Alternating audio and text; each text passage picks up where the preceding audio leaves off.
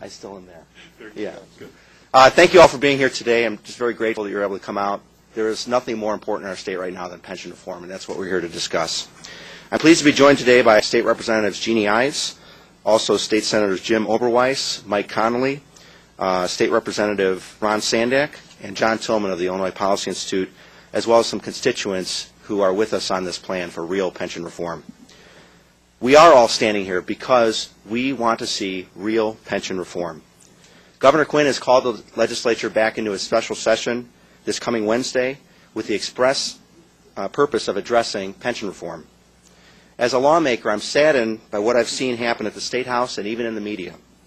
The discussion has become about the personalities and not the ideas and the bold solutions that will save our state.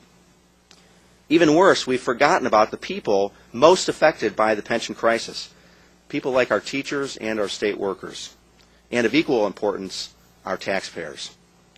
The only way Illinois is going to be able to crawl out of this financial mess is to enact real pension reform.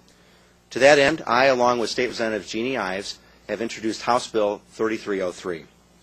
It provides a clear path to fixing our pension crisis by moving to a defined contribution system. The plan would fix Illinois' pension crisis, not just slow the state's demise, not just delay the day of reckoning, but actually fix the problem. And it would do it fairly. It would offer a generous retirement for state workers, university employees, and teachers. It would relieve taxpayers of having to prop up an unsustainable system. It would stop the gnawing away of funds for core government services and help for the disadvantaged. The plan is fair. The plan is practical. The plan is achievable. This plan is the launching pad for any serious reform discussion. Now, the Governor, the Speaker, the Senate President, and the Republican leaders have said they're for pension reform. This is what real pension reform looks like. If they're serious about fixing Illinois' pension problem in a fair way and for the long haul, the ideas in House Bill 3303 should be our starting point when we gather in Springfield on Wednesday. Why? It's because we owe it to the people of Illinois. Taxpayers, yes. Service recipients, yes. But also for the government workers. I have spent a great deal of time talking with constituents in my districts. I get a ton of emails, primarily from teachers in my district. And when I talk to them about my plan, there's great interest, especially among the younger workers who are in grave fear that they're paying into a system that will not be there for them when they reach retirement age. And I wanted to have a teacher come up here with me to stand up in support of my plan, but what I found was a great amount of fear, a great amount of intimidation from actually speaking up. And that's not right. That's why we all are up here fighting for them, speaking up for those who cannot speak for themselves. But we essentially want to give those workers freedom. We want to give them the freedom to manage their own money, like so many in the private sector are able to do. Teachers, state workers, they deserve real pension reform. We can and we must do right by them and every other Illinoisan currently being hurt by our out-of-control pension system. We need to pass House Bill 3303, or we need to include these concepts in the discussion about pension reform. I'd like to now turn things over to State Senator Jim Oberweis. Tom, thank you very much, and thanks to all of you for taking the time to join us here today. I'd like to really quickly just give you a little more background. Many of you may know that I spent most of my working career in the financial services business, having started Oberweis Asset Management. Oberweis Asset Management manages pension funds for large institutional investors. In addition to that, I'm chairman of Oberweis Dairy, a nearly 100-year-old family business. In the 1970s, our plant workers as well as our delivery people based in North Aurora were members and still are members of the Teamsters Union and had a defined benefit plan. Fortunately, we recognized the great difficulties of funding a defined benefit plan over a long period of time, and in the 70s converted to a defined contribution plan for our employees along with a profit-sharing plan. Some major blue-chip companies of that era, companies like U.S. Steel and Bethlehem Steel and United Airlines and American Airlines and General Motors and Delta Airlines and on, who had defined benefit plans and who did not convert to defined contribution plans ended up in bankruptcy. I won't say that the pension plans were the only reason, but they clearly were a contributing factor. Unfortunately, the state of Illinois did not make that movement, and now we're facing extreme financial difficulties as a result of that. Thanks to the Illinois Policy Institute, I introduced Senate Bill 2026, which is virtually the same bill as Representatives Ives and Morrison introduced in the House, which would, as Tom said, finally end this pension crisis and move everyone over a period of time to defined contribution plans on a basis that I believe the state can afford on a long-term basis, and it would protect and defend and assure over a period of time that everyone would receive the defined benefits that they've already earned, but it would stop there, and going forward they would have defined contribution plans. I'm very pleased to have an opportunity to work with the Illinois Policy Institute in providing that plan, and I think it's the right solution for the state of Illinois. Unfortunately, our Democratic leaders, Governor, Speaker of the House, and President of the Senate have not been willing to go along with this plan, I think for political considerations. It's time for you as voters to put a little impetus behind that request and get them to move in the right direction. Thanks again for coming, and I'd like to turn it over to John Tillman, President and CEO of Illinois Policy Institute. Thank you, Senator Oberweis, and it's great to be with you. I'll be fairly brief. For decades, the General Assembly has been unable to enact pension reform that actually accomplishes three key goals that are critical to a path forward. First, does the proposed reform protect workers by preserving what they've already earned while also preserving their future retirement earning savings? Does it make that safer? Second, does the proposed reform protect essential spending on core government services, especially spending for the poor and disadvantaged, education, building roads and bridges? And third, does the proposed reform protect the taxpayers who fund everything, including government worker retirements, as well as all government services? These three criteria are the standards by which any reform proposal should be judged. True reform balances out these competing interests. Today, there is only one proposal, as we've known, that achieves all three of these goals, and that is the plans proposed in the House and Senate that Representative Morrison has discussed and Senator Oberweis have discussed, and we're very happy to have the support as well today of Representative Sandek and Connolly.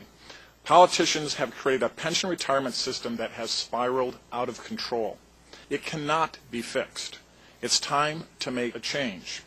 It's time to put the power over workers' retirement back where it belongs, in the hands of workers. These bills in the House and Senate do just that. These bills would protect the benefits earned to date for current retirees as well as current workers. This is accomplished by moving all future benefits to a 401k-style program that nearly 85% of the private sector already has. It also mirrors what other states have done to fix their own state's pension crises.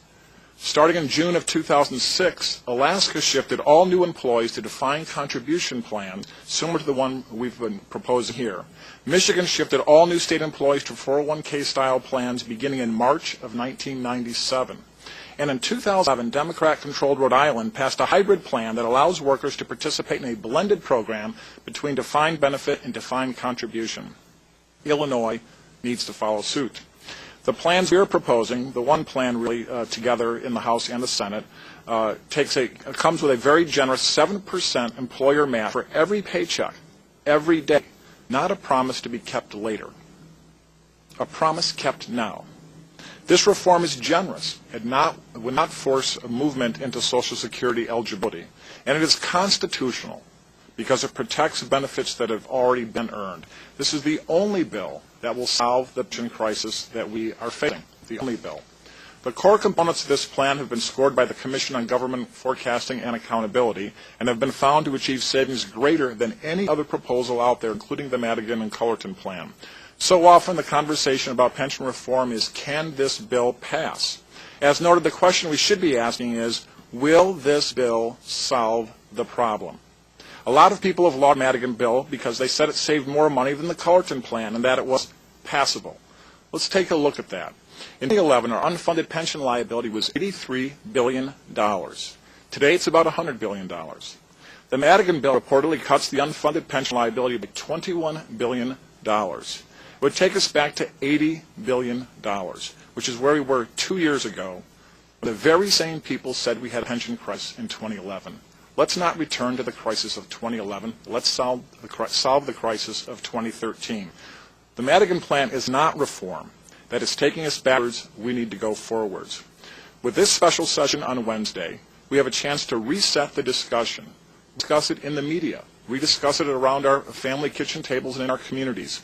It is time for a new idea, one that actually solves the crisis and protects our teachers and state workers and our taxpayers. It's time to get politicians out of the retirement business and turn control over to the workers. Thank you, and I'd be very happy to take your questions.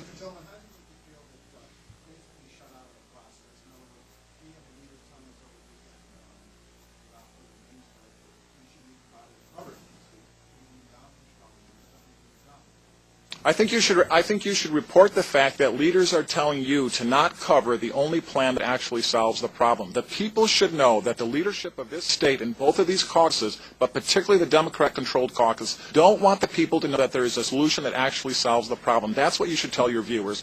It is incumbent upon the media to get the word out that there is a solution that solves the problem and to reveal the truth about the people in control in Springfield, that they don't actually want to solve the problem.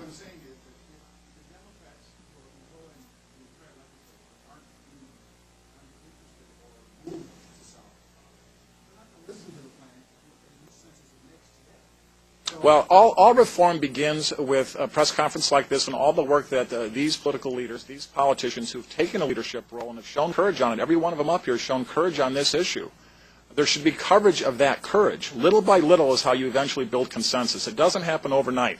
What we're trying to do is get people to understand that the status quo paradigm is broken and that we need a new paradigm that actually balances out the interest of taxpayers, the poor and disadvantaged who are depending on government services, and, of course, government workers whose retirements are at risk.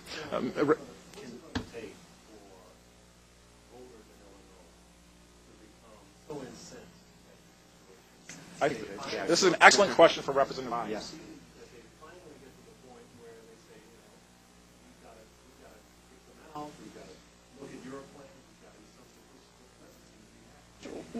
Again, I'm State Representative Jeannie Ives, and the voters are asking for this. I did a district-wide survey. At least 75% from what we've already accumulated data for have said that you need to move these people to a 401k plan.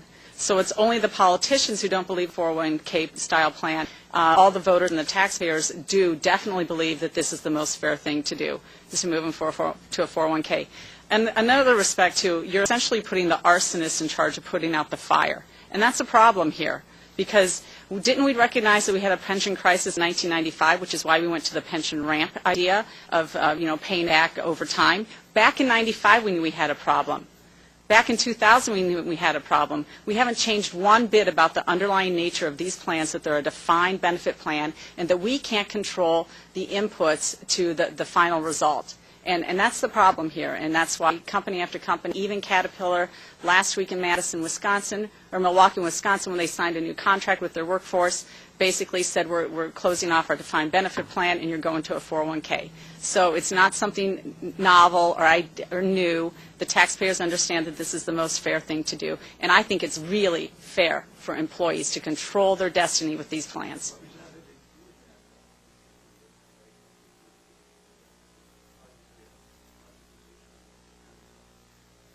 Arguably less to take care of themselves. These pension benefits are still extremely generous, even under the 401k style plan. They're very generous. It's a 15% 401k that they see every day in their paycheck.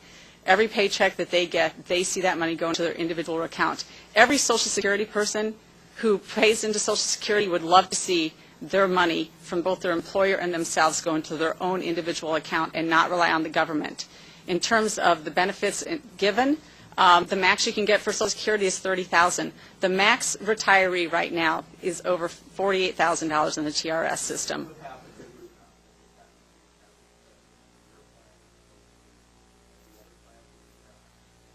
We have a chart for that. I don't have the exact number in front of me, but essentially a teacher starting out earlier in their career, I believe 25 years old with a typical starting salary, would have a retirement annuity equivalent to $53,000 at the end of their retirement. Currently, a teacher working 30 years in this state who works a full career of 30 years can retire in their 50s with a $67,000 annual retirement. That's the average in the state for a full career. Currently compounded at 3% per year. Eventually, they're making more over the life of their retirement than they did while working for the taxpayers. The more important question, Greg, going back to your original question, is about the morality of the solution. The morality of the current solution is that right now the only people at risk are the taxpayers. Democrat taxpayers, Republican taxpayers, and independent taxpayers. It's $41,000 per household. And with a defined benefit program, they're the ones who are on the hook to try to make good on that, particularly if the pension payment provision of both the Madigan and Cullerton bill are put in place. What this does is shares the risk between the taxpayers and the workers. It creates equity and fairness between all of them by putting them all in the same pool, which is a 401k, while simultaneously protecting what they've already earned and protecting current retirees. That's the moral choice. And I have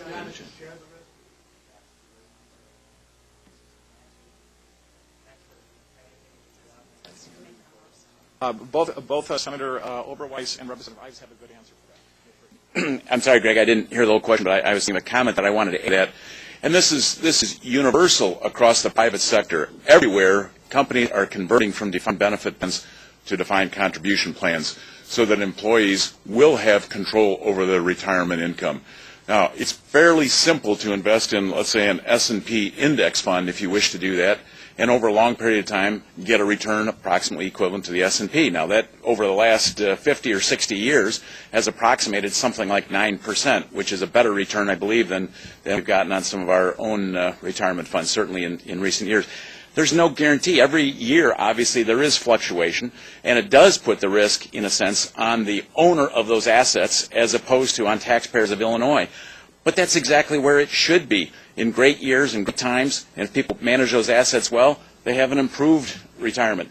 It also probably means that we have an educational responsibility to help people understand it. But we've been doing that now for the last 20 or 30 years because of the growth of 401k plans and IRAs that almost everyone has in some fashion or another.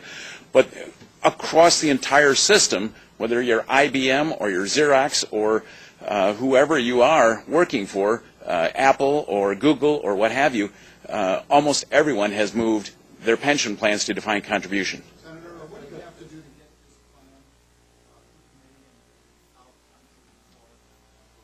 plan? Well, I've thought of taking a lot of ice cream, but I don't think that'll accomplish it. I think what we need is an outcry from voters, a recognition from the press and from voters across the state of Illinois that this is the right way to go, and send that message to our leaders. Obviously, we need to get John Cullerton and Mike Madigan to agree to at least debate and hear the issues and consider this. And I admit that it's going to be very, very difficult. I'm not saying it's an easy task at all. Sure. John, did you say that the average teacher represented on this chart over here is now in retirement under the current system able to get $67,000 a year? And this chart estimates that it's $21,000. I forgot we had that chart up there. Thank you for, I was close on the numbers. That's true. That's a benefit. Well, yeah, clearly the math doesn't add up. It's $41,000 of unfunded debt per household. The question we're fighting about today, we're talking about today, is who's going to take the biggest haircut on that $41,000. And by taking a haircut on the future retirement, can you protect what's already been earned, and can you protect current retirees? It's quite transparent. No, that's not necessarily what we're saying. What we're saying is that the current retiree who has already earned, who worked a full 30-year career would get $67,000. But Dick Ingram of the TRS has himself said that a current worker who's going to retire in 5 or 6 or 7 years may try to cash a retirement check that bounces because the system is going to run out of money. What we're talking about doing is making it more solvent. Sure, go ahead. Representatives have excellent answers. It would be a reduction in their retirement. Well,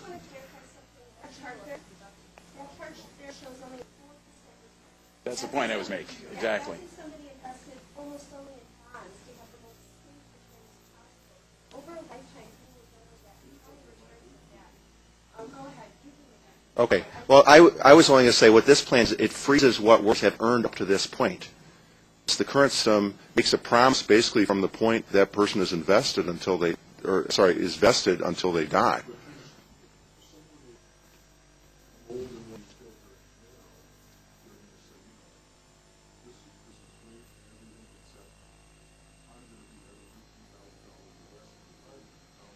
No. Look, if you look at the chart that shows average investment returns of 4%, as I mentioned earlier, the S&P index, a long period of time, 60, 70 years, has had an average return of in excess of 8%. Granted that in a particular year it's going to be more or less than that, but over a long period of time it would be considerably higher than 4% if history is any guide to the future, which I in fact think it is. So that leads to concern number two, and that is this building where it's real professional asset. You know how to get the best bang for the buck on these things. The guy who drives snowplow or the secondary state window may not have that connection. Sure, and that's why I suggested education is important. However, it's going on across the entire industry. All of free market companies have those types of plans, so people are learning to invest their money. And it's really not that simple. All you have to do is sit down and figure out what level of risk you're willing to take. This is the most conservative case where you're doing nothing but fixed income. My suggestion would be something like 50% in the S&P 500 index for simple, to keep it simple, and 50% in fixed income, which would get that number to something like 6% or 7%. And for those who are a long ways away from retirement, I would suggest something more like 70 or 80% in growth-oriented assets as opposed to fixed income, which in initial years would get a much higher return with more volatility. In later years, perhaps a little lower return with less volatility, but still higher than 4%.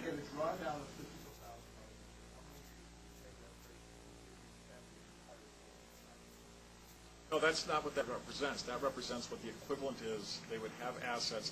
They could buy with the assets they have an annuity that would yield that annual amount. Because that's the next question. One step up.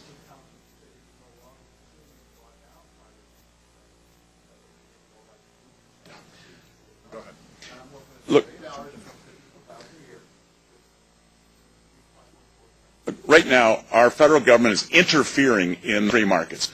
Eventually, going to get away from that, and we're going to have real interest rates as opposed to governmentally controlled interest rates, which we have right now.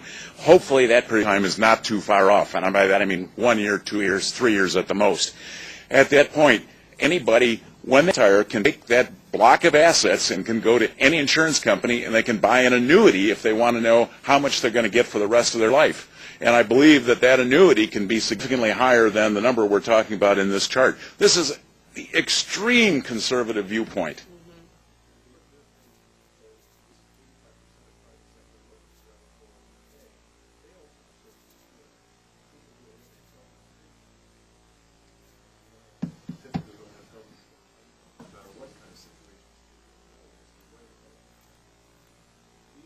The way you're describing or the way I understood it, these people have no backstop against either failure of their 401k type. Again, there's a couple things here that you need to know about the plan. First of all, this plan lowers the amount that employees have to contribute. So right now it's 9.4% for teachers. It goes down to 8%. So why would you ask them to contribute more to a system that's going to fail? It's designed to fail. The second thing this thing does is it fixes the Tier 2 problem that we currently have, where you've got workers in Tier 2 paying for benefits for Tier 1 employees.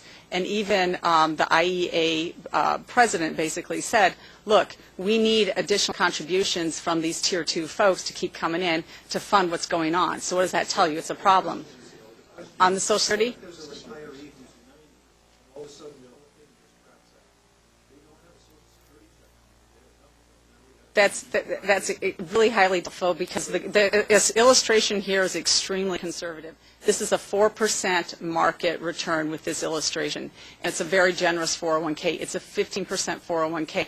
They will see it into their paycheck every year. And again, they can set up the market with their advisors in a way that they are always protected through annuities. On the basis of this chart, it can't happen because that's investing in government bonds and only government bonds. But it's unlikely that it is. That individual who are responsible for this, some of them might just not manage it responsible. That's true of anybody, including the people that are currently running the defined benefit program that is now bankrupt, called the General Assembly. They're the very people that have completely mismanaged the entire system that brings us here today. I find it, I have to confess, I find it stunning that we're talking about a system. Just hear me out on this, that we're talking about a system. We used 4% purposely to try to be conservative. You guys need to be fair in how you interpret that. If you look at that, 4% is conservative. They're assuming 8 and 8.5% and making all their assumptions based on an 8.5%, and those professional managers are completely losing year after year after year. The returns on TRS are down around 1%. I think we had a negative return in the last few years. Those are the people who should be challenged. They're the professional managers. The professional managers at Vanguard or T. Rowe Price. We're at T. Rowe Price in our system at the Illinois Policy Institute. You have these very conservative assumptions where it is very safe, but you're losing sight of the bigger issue. If the bigger issue, there's a cataclysm that you're talking about, Jim, a cataclysm, and the whole thing goes belly up and the economy goes in the tank. Where do you think the money's going to come from for defined benefit? They're invested in the same economy that the 401ks are invested in. There's not a secret pool of money that the pension funds put money into. They all put money into the same economy, the same companies. We're all in this together. And in addition to that, if that whole economy goes down, do you think the taxpayer is going to have the wherewithal to make up those shortfalls? Absolutely not. Look at Detroit. You've got to reset your thinking. Sure.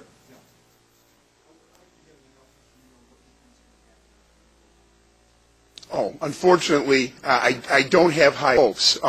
Expectations and hopes generally don't meet in Springfield. I think press conferences like this, however, as John Tillman said, offer opportunities to get messages out that are contrary to what goes on in Springfield. Fear and likely expectation is we do nothing, that the status quo is curbed, maintained, and continues to march forward, which is inertia. Nothing get done meaningfully in Springfield on Wednesday. Why? Because the recipe is set up for such a conclusion. We have two bills right now. The bills that we're here to talk about, unfortunately, are not in play on Wednesday. It's great if they were. That would change the dynamic. Right now we have two leaders' bills, Speaker Madigan's, President Cullerton's. It's two ships passing tonight from a legislative standpoint, and they're not connecting, and I suspect with the lack of leadership on at the governor's office, one bill will not be championed and passed. That's, I suspect, will occur. I'm not saying.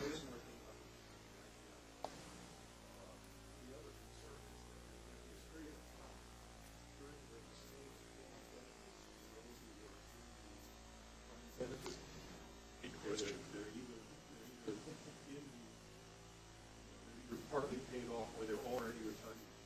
While at the same this 8%, 7% of salary to existing employees, kind of paying two sets of retirees at once. The beautiful part of this is it's been scored by CAGFA, the official gamekeeper on this exact issue, and it's the only plan that actually handles that issue and solves the problem. And the reason it solves the problem is because it moves current workers to the 401k from the state going forward. That creates tremendous savings in any future accrual of a defined benefit liability because it stops. That's the term that Representative Morrison used. It freezes the defined benefit program where it is today and then allows a pathway to make good on all those promises that have vested for current workers as well as current retirees. And the way it works is that by doing all the other things that are components of this plan, you reduce the unfunded liability from roughly $101 billion in 2014 down to $55 billion, and you pay that $55 billion, which is the amount you're talking about that is still owed to people who are currently working and it's been vested or current retiree. We pay that off on a flat payment of $5 billion a year roughly until 2045, which then erases that liability forever. And by the way, that's almost a $2 billion a year smaller payment than we would have to make currently. What is the total amount invested that will come out of the state budget each year for paying off the defined benefit retirees and also people paying for The states, the various systems would get the 7% of their payroll. I don't have that exact number in front of me right now. Then it'll be $5 billion a year, as I just said, to make on the unfunded liability. New chart. So it's $5 billion plus what you pay to the current employees. Correct. And that saves two. This is the only program that saves $2 billion a year. It reduces the pension payment from $6.7 billion to $4.7 billion. So just short $5 billion. It reduces the pension payment, but it flatlines that payment So it's not a Pac-Man that grows every year and swallows more and more of the budget. Right now, the pension payments are consuming 23% of the general revenue fund, and those payments under Madigan or Cullerton or the current ramp are going to continue to go up. And if you care about education, if you care about roads and bridges, if you care about care for the poor and disadvantaged, if you care about whether the Obamacare bill is going to work in this state, all those programs are competing with a growing pension payment under status quo or the Madigan bill. This is the only bill that flatlines a future pension payment at roughly $5 billion. We'll save Jeff the last. It'll be a monologue. Jeff, be ready. Go ahead, Jeff. Does anybody buy into the view that the powers be in Springfield are holding up reform because they think it's well positioned to use it for a reason? I think that's an excellent question for a politician who's elected to office. Nope. Yeah. I'll actually touch that. All right. I'm not elected anything. I get to stand up and say what I want, though I won't get into politics. I think what's interesting is why have we not seen reform yet? The reason we have not seen reform yet is because the people that serve in power positions in Springfield are more worried about the consequences of going against the unions and their political power and funding than they are the taxpayers and voters of Illinois and the poor and disadvantaged who are trying to get a leg up and get ahead in life. And until there's a consensus built around the people that care about the poor and disadvantaged, and we consider ourselves among them, we want to see core government services funded, and people who are more fiscally responsible, until there's a consensus and creates political pressure on the leaders, particularly on the Democratic side and the governor, you're not going to see reform. The political ramifications, however, I think are an interesting question. Thank you, John. I just want to add one other thing. I mean, no one really knows what is going to happen on Wednesday or in veto session or later this year, but I think the reason we're up here, we want to be speaking about this, no matter what happens, if something passes that's less than this plan, then we're not finished with pension reform. Right. We should not have politicians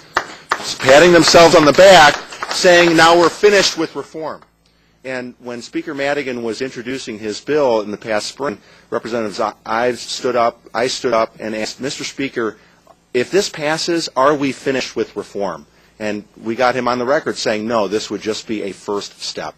So I think that's very, very critical for people to understand that something that passes doesn't mean we're finished. At least Madigan's pretty long.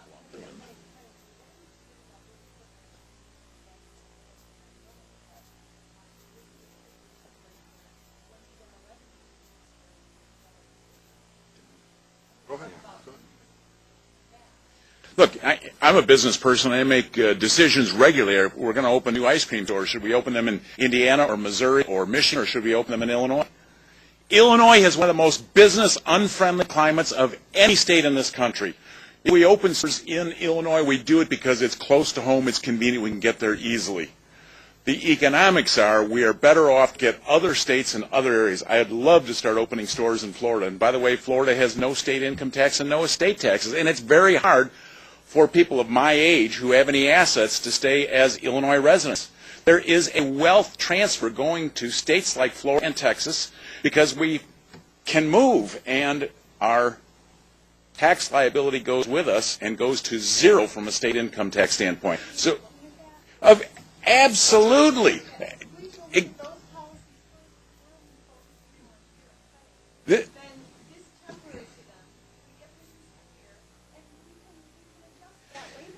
This is one small part of the unfriendly environment we've got. Things like workman's comp are another part.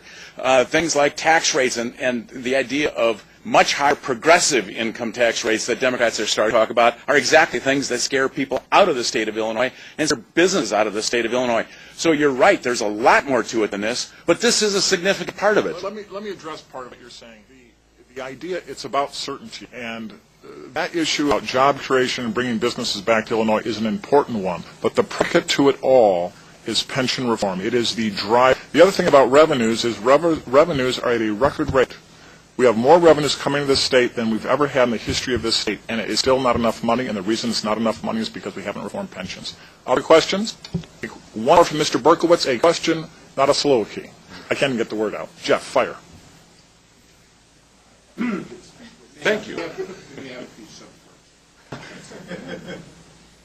So as I understand it, what you're saying is going forward, with the defined contribution plan that you're proposing, the estimated payment by the state could be that line, $4.7 billion a year. That's right. It rises a little bit to right around $5 billion in some out years, but yes. And are you saying there's an additional amount to take care in the transition period of people who currently have defined benefit contributions? I thought it was $4.7 billion plus. If you implement the proposal that we've talked about, there'll be a remaining $55 billion in unfunded liability, down from $101 billion. And that $55 billion is taken care of with that roughly $5 billion annual payment through 2045, and then eliminates any unfunded liability and any defined benefit liability forever. I think I understand Maybe I'm one of your question right. Remember, you're talking about the employer's portion of the payment. Is that what we're addressing, or? I thought I heard that in addition to the $4.7 billion, there was some additional obligation of the state for the transition costs of going from defined benefit plan to a defined contribution plan. So now you're shaking your head saying, no, I misheard you. It's only going to be $4.7 billion going ahead to the next. plus making the payroll payments that you do as part of government. Plus making the 7% contribution as you would, as any employer does, on the match. How much is that roughly? Ted, I don't have the actual number. It's included in that chart. We can get it for you afterwards. I don't know right now, Jeff. We can get it for you afterwards. Well, when you say the state, for instance, I think they made it $5 billion or $6.5 billion payment. So last year it was $5 billion. The payment for 2014 is scheduled to be $6.7 billion. This will lower that to $4.7 billion. Let's wrap up with one question, Jeff. A specific question, please. You're mixing apples and oranges. Does it include the employer contribution, does it? That's a simple question. Does the 6.7 that you just referred to by the state, does it include the employer contribution? Yes. Yes. So you're That's the saying $6.7 billion. It's a somewhat unfair comparison, because you're saying they're going to pay 6.7, you're saying you're going to pay only 4.7, so it's saving. But there's some additional amount, and you're just not sure what it is. Ted, you want to jump in on the weeds here on this? Well, we're not in the weeds. No, it's a. $1 billion here, $1 Go ahead, billion there, Ted. before you know it. Ted Dabrowski, Vice President of Policy, the architect of the plan. Okay, the payments will go from $6.7 billion, as John mentioned, down to $4.7 billion. Those are apples-to-apples comparisons. So going forward, the $4.7 billion, as you'll see here in this chart, goes up to about $4.9 billion, and that includes the 401k contributions that the government will make for state employees. So it's a like-for-like comparison. Now, to be clear, 4.9, is that what I heard? at the end by 2045. Now, to be clear, our plan also moves the payments for teachers and for university employees to school districts and to universities. So those payments will be made by those entities going forward. A lot of school districts already cover. Do you have a rough estimate of how much that is roughly on an annual basis? Well, so Shifted to the local school districts from the state. right, so local school districts will make a 7% contribution of total payroll to cover the 401ks for teachers. And universities will make that 7% payment for university employees going forward. I don't have the price numbers in my head, but it would be the 7% of payroll. Okay? The numbers are very, very manageable overall for both universities and teachers. I think at this point we'll wrap it up. If you have further questions, we'll be happy to take them at the conclusion. I'd like to thank the representatives and Lori Diversi, who's here with us today as a representative of the business, people very concerned about the future of Illinois. Thank you so much. All right, thanks for being here.